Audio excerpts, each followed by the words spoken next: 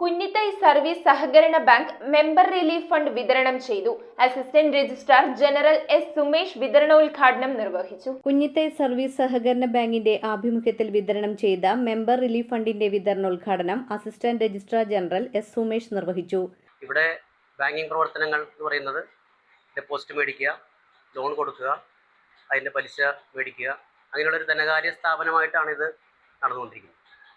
പക്ഷേ ഒരു സഹകരണ സ്ഥാപനം പ്രവർത്തിക്കണമെങ്കിൽ ഒരു ധനകാര്യ സ്ഥാപനത്തിന് പുറമെ അവരുടെ അംഗങ്ങളോട് ചില സാമൂഹിക പ്രതിബദ്ധത നിലനിർത്തണമെന്നുണ്ട്.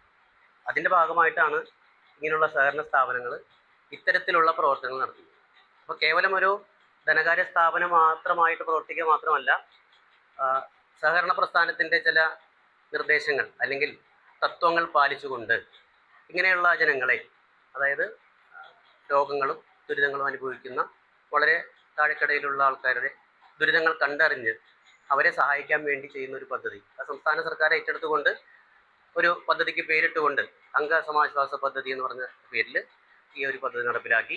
ബാങ്ക് പ്രസിഡന്റ് ജോർജ് ടി.സിയുടെ അധ്യക്ഷതയിൽ നടന്ന പരിപാടിയിൽ bank vice president Shyamlal PM, മുൻ bank president Babu T.K, bank secretary Anil Elias, ഭരണസമിതി അംഗങ്ങളായ Lenin K, Salim PD, Melvin Rocha, Indira teacher, Saritha teacher, Jyothish, ജീവനക്കാരായ Sini MA, Babitha KS, Rajani KR, Aneeta, Shobha എന്നിവരും സഹകാരികളും പങ്കെടുത്തു.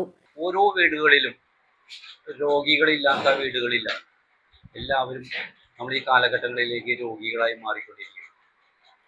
അപ്പോൾ ഇതിനൊരു ശാശ്വതമായ പരിഹാരം നമുക്ക് ചെയ്യാൻ സാധിക്കില്ല എങ്കിലും നമ്മളുടെ ഈ മേഖലയിൽ നമ്മൾക്ക് എന്ത് ചെയ്യാം എന്നുള്ള ഒരു കൂടിയാലോചന എല്ലാ സഹകരണ സംഘങ്ങളും കൂടി ആലോചിച്ചതിൻ്റെ ഫലമായിട്ടാണ് ചെറിയ രീതിയിലെങ്കിലും മാരകമായ രോഗങ്ങൾക്ക് അടിമപ്പെടുന്നവരെ സഹായിക്കാനുള്ള ഒരു പദ്ധതി ആവിഷ്കരിച്ചുകൊണ്ട് മെമ്പർ റിലീഫ് ഫണ്ടിലെ തുടക്കം കുറിച്ചത്.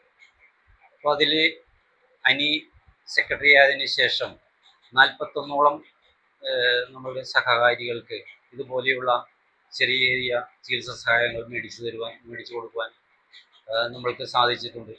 News bureau, Paravur.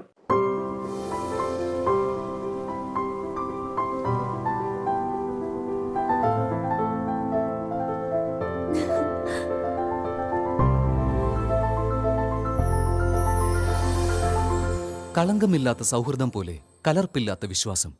കല്ലൻസ് ജ്വല്ലറി.